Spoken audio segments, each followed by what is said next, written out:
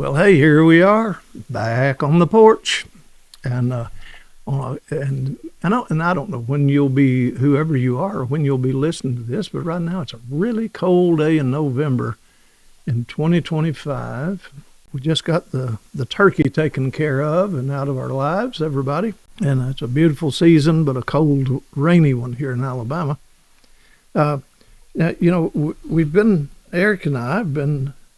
And by the way, did y'all have turkey, Eric? We did. We had brisket one week, and then we had turkey the second week. So wow. We had it all. So you have 2 weeks of Thanksgiving. Yeah. What a thankful We had a red meat Thanksgiving and a white meat Thanksgiving. Well, sadly, Thanksgiving is our biggest holiday, our biggest family holiday. All the kids and the grandkids and all the little squeezers and the huggers and the runners and everybody are here. But this year, it was kind of a disaster, and Denise just couldn't do it, and it's her favorite holiday too. It's her biggest time of the year, but yeah, having to get through some health things, so we didn't get to do it. But it was quiet and at times sad and at times peaceful. And anyway, we're thankful. This is time of the year you start paying attention to another year coming to a close. As the bell rings, it's not only closing out of here, it's welcoming a new one. That's kind of where we are right now. You and I have been talking a lot through that book I wrote called 107 Things I Forgot to Say. The last time I talked about creativity, worship, and music or whatever. And this one of those that you sent to me today, and it's number 16. If anybody wants to write your thoughts. How many of you realize what it is? It's a partnering journal. And one side of it is a statement that I make or a revelation or sometimes it's just an idea. Let's think about this today when you're on a walk. And then on the other side, you write your reflection. And worship is not about having an informed mind. It's about, you'll have to get it found out. But number 16 in that book, it says, beyond the narrow parameters of thought, beauty and revelation quietly wait to speak to those who are quiet enough to listen. God made deserts quiet so we could listen and hear.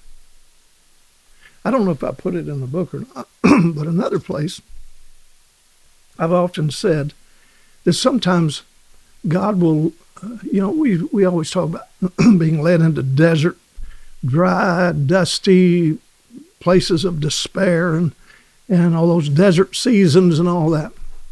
Well, would you ever think about this? Sometimes the Lord might lead you into a desert just to beautify the desert.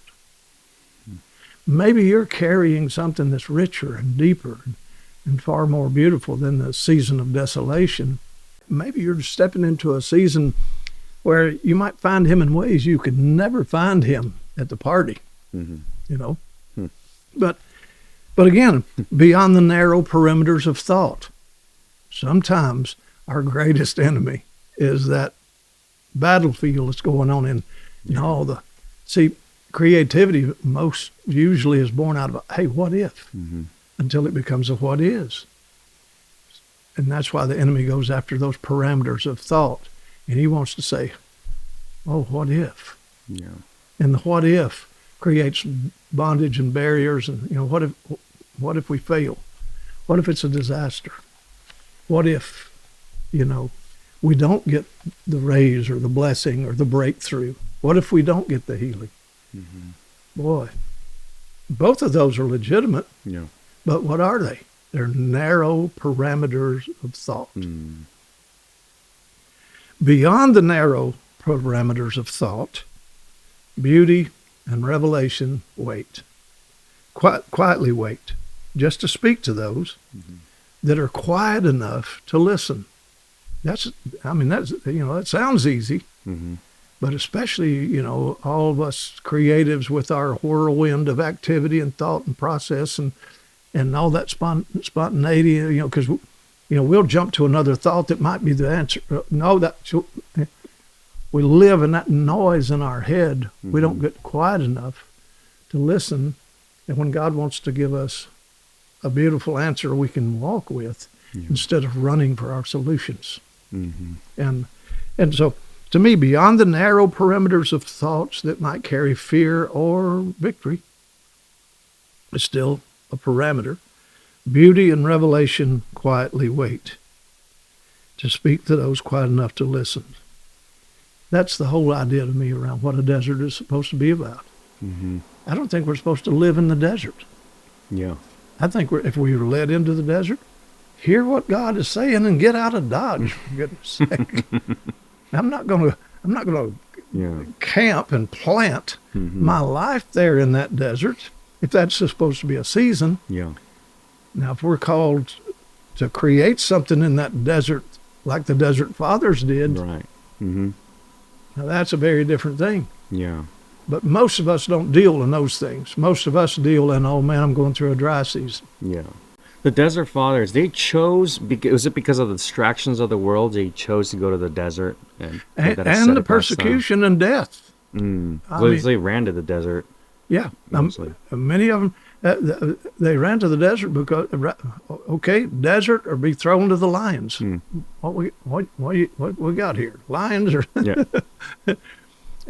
And also, they went into situations that they could have just gone away and died in that desert. Mm-hmm. But they started finding the beauty and the wonder of God and the provision of God. Sometimes, birds would fly in and feed them. Sometimes they were there where the Nile would come down, and that there was a silt that comes down once a year down out of that African, terrain there that looks totally deserted. But there's such a richness in that soil that you can grow anything. And so, and ravens would come and bring seed. There's all kinds of supernatural things that were just amazing things going on. In other words, God provided in the desert. Yeah.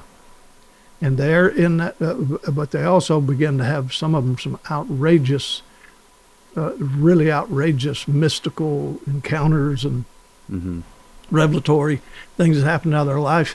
And then those that were trapped back in Alexandria or wherever back in the city world, they would go out and spend time just to be within the proximity of these that were so close to God that God would take care of them in the ways that he did. And and of course it just went on for generations and generations of that stuff. Even like, what were they called? The stylites? And all that was laying a foundation for the anchorists and anchorites and those people that would cocoon away just in the mystic realm with God. And sometimes that step away is the step into the new day. Yeah. You just feel like, man, this is a desert. What am I doing here? Start questioning everything, and then God starts answering. Yeah. Sometimes it's just a move from a place that you don't feel like one episode we were talking about not fitting or not belonging. And then you start realizing my belonging is not necessarily that connected to man anyway. Yeah. Yeah, for us, the 2 years that we moved to Texas, it was kind of an escape for us from distraction and the busyness of life and things like that. It was so hard for us to make friends there and plug into any communities, and it was just us. We're all just home all the time. So the first year I got really anxious, but the second year I started to have my eyes open to the beauty that's right in front of me, finding life from my family. And then once we lived in that space for about 3 months, that's where God started leading us to actually come here. And we came here, when we visited in March, we started realizing, this environment feels right. Now that we've kind of found the beauty of our lives as a family, this is a good place to kind of plant and a good environment for us to grow. So yeah. That, and the beyond, into that place of revelatory, quiet way, that the desert thing to me also says, we don't have to run to the next place. We don't have to lily pad ourselves across and out of something. Maybe this is time, and I think this is what you begin to do. I think you just start to walk at the pace of your own heart. Yeah, that's a good way to put it. Rather than trying to pursue something that'll get us out of what we're in. Yes. Let's just walk at the pace of our own heart. And you found out that, you knew it all along. Your heart is for your family. your heart is for that kind of belonging, far more than it is that being of ministry and activity and job and the whirlwind. I just, I get you, man. I just can't. I'm, 5 years into this being cocooned. I almost feel like I'm becoming a bit of a desert father, because I'm not doing what I did for 50 years. I've become a hillbilly monk, I reckon. That's good. I like that one. I think I need a shirt. Hillbilly monk. or actually, the whole garb, with the hood and walk through the neighborhood at night and get shot by a redneck and bit by a dog in one fell swoop. But beyond the narrow perimeters of thought, beauty and revelation quietly wait to speak to those who are quiet enough to listen. God made deserts quiet so we could listen, not only listen, but so we could hear. I just finished a piece of poetry. I think it's going to be in my book. I'm sure it will, but I've never read it anywhere or anything. And it kind of speaks to this a little bit. As years wither into age and possibilities fade into empty thought, I find myself waiting. Vision is taken up looking back at memories bitter and sweet. Old victories lose their glory and valor in their telling as I find myself waiting. Waiting changes robes and dresses like a closing curtain as loneliness steps on the stage singing cascades of falling notes. Loss and regret take center stage while truth stands hidden in the wings, waiting. I sit alone in the balcony, far from the lights, asking questions that no longer matter, hearing songs no one hears but me. Melodies chime like unanswered prayers. Tunes and tones feel like a faraway heaven, and they sound like prophecies that don't know what day it is. Waiting. Truth is often found just beyond waiting. Not running toward a solution, waiting. Not striving for answers, waiting. Not looking for a well-lit exit, waiting. Not fighting for a victory, surrendering, waiting. Because there's nowhere to run, so I stand, waiting. I have nowhere to turn, waiting. Nowhere to go, waiting. Until nothing feels more like winning than waiting. Until then, my job is finding beauty in the waiting. Then, truth will step from the shadows into full light, and I'll be found once again, waiting. Loss and regret leave the stage as I reach for truth and find myself standing in a radiant forever that knows no fading, dressed in the beauty of waiting.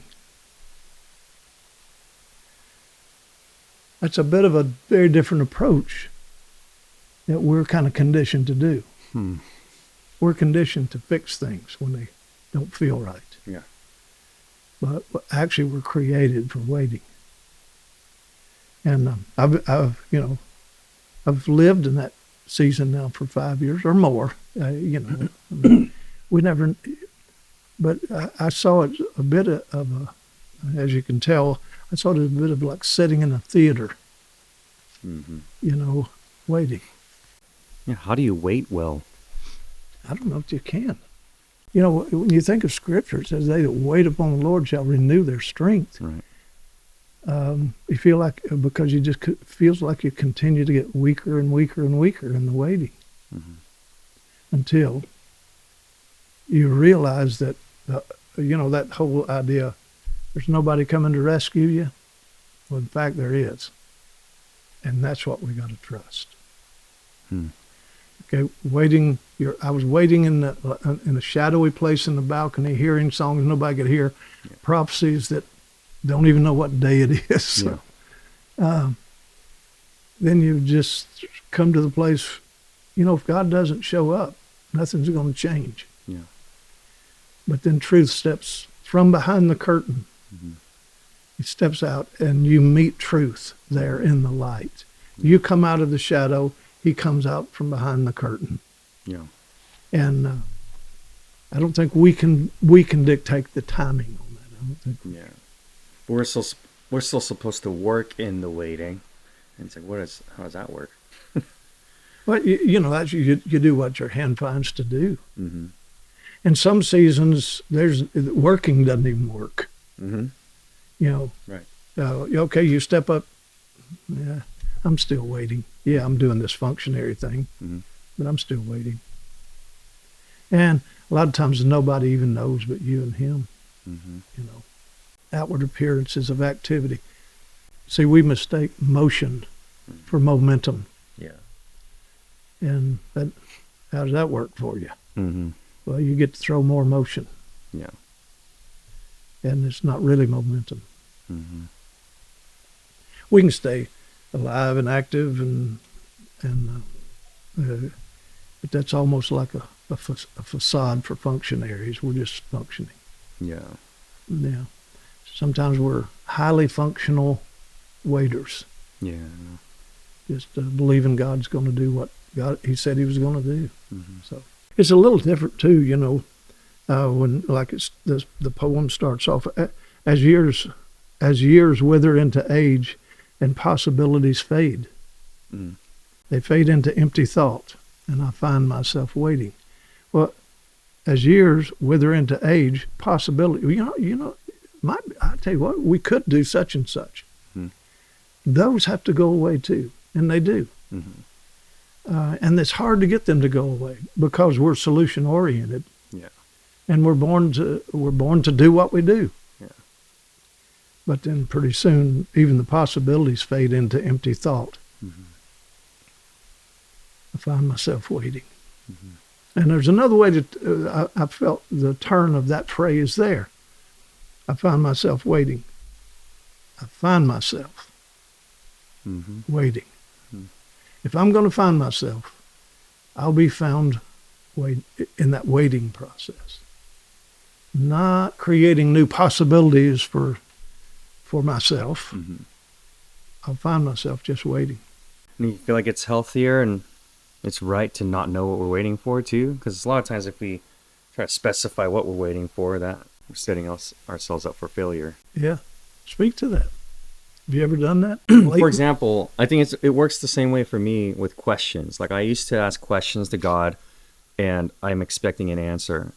And I'm expecting one answer, or I already have, okay, it's either going to be A, B, or C. And I almost give God like a multiple choice question. Mm-hmm. When every question I ask God, He never answers in a multiple choice way. It's more of an invitation into something He wants to reveal to me. I find that when I'm asking God questions, it's better not to expect a predetermined. Yeah, like a predetermined expectation of what the answer is going to be. One of the reasons we get caught in that trap, I think, Eric, is because the communication mechanisms of sermons, preachers preaching sermonettes for Christianettes. And what they're doing is they're creating formulas. Yeah. And so our formula is, if we get A, B, and C right, one of those might be our answer. Right. But that A, B, and C, but it still is formula. Mm-hmm. Rather than walking with the Father. Yeah. And if you walk with a Father through the desert, and you walk with a Father through the dark days, you'll find, did I find answers? No, I found Him. And we don't always get that because, and I'm not being critical of preaching. We all know the value and the power of persuasion and the value of what they bring from the Word of God is really life to our bones, and we know that. But also sometimes we will sit and we'll try to apply those three, the 3 points in a poem, and all that inspiration. And then when we get out there and we start walking, the inspiration is not there now. The choir's not singing, and the lights aren't on. Yeah. And we're sitting somewhere in the balcony wondering what's happening in this world, in this show, in this Yeah. display of light and formulas. Right. But he's not a formula. It helped me to understand, contextualize when the disciples asked Jesus, where are you going or where are you staying? And instead of giving him an answer, he said, follow me and I'll show you. And I feel like that's how he answers almost all my questions now. It's like, Yeah. I have a question for God. It's almost always follow me and I'll show you. I think waiting's the same way. It's like, I don't know what I'm waiting for. I just know if I do my best to stay connected and just simply be a branch and follow him, he's going to show me something. Well, most of the time we try to convince ourselves that if we get a truth, the truth will set us free. Mm-hmm. And the truth does not set us free. It doesn't even say that. If you continue in my word, then are you my disciples. You shall know the truth, and the truth shall make you free. Make means there's a process. Mm-hmm. And that's what Jesus did when he was walking by the water, and there's, what was it, James and John or whatever. They were said that they were casting their nets. Well, throw down your nets. Yeah. Follow me, I will make you become. Mm-hmm. It's going to be a transformative journey if you'll follow. Yeah. And I will make you become fishers of men. That wasn't about fishing, of course. If it had been building a house, it said, throw down your hammers, I'll make you builders of men, or whatever. Yeah. And so it wasn't the vocation situation. Mm-hmm. But also notice, follow me, I'll make you fishers of men. He walks farther down the creek there, and there's two more of them mending their nets. Mm. What does he say? Throw down your nets and follow me, I will make you become. So you got casters and menders. And he needs both. Mm-hmm. And some people are casters, can cast out truths and principles and preaching and concepts and bring the fish in. But then there are also those that we need to have in the discipleship realm that are walking with Jesus with the ability to mend nets that are broken and mend people's lives that are broken and so on. So again, not a formula. Yeah. Yeah. Mm-hmm. A journey. Yeah. And sometimes it takes us to places that I find myself. Yeah. Finally. And truth makes. Mm-hmm. Yeah.